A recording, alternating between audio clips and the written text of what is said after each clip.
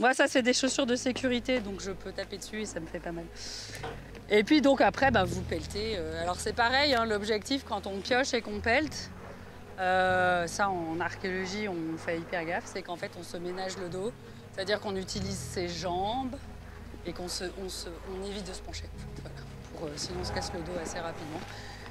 Manière, je pense que vous allez rapidement vous en rendre compte vous-même. Là, je pense que votre emblai, il va un peu se désintégrer au fur et à mesure, mais parfois, quand on pioche, en fait, la terre, elle reste en motte. Et nous, on garde jamais la terre en motte, on casse les mottes pour voir s'il y a des choses dedans. Voilà.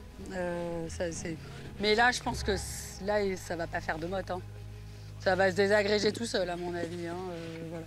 Comprendre ce qu'on est en train de fouiller. L'objectif, quand même, quand on fouille, c'est de comprendre ce qu'on est en train de mettre au jour. Et ça exige de le nettoyer, en fait.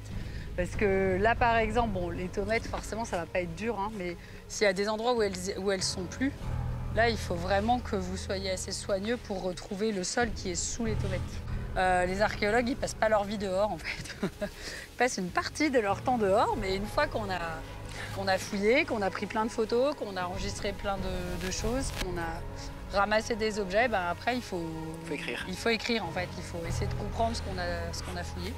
Ce plan sur lequel apparaissent les destructions qui ont eu lieu en 1940, donc c'est un plan de 1941. Les bâtiments qui ont été détruits pendant le bombardement de 1940 sont figurés et sont inscrits comme étant totalement détruits, partiellement détruits, pas du tout détruits.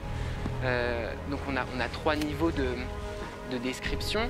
Et sur cette zone, l'avant a totalement disparu et du XIe siècle.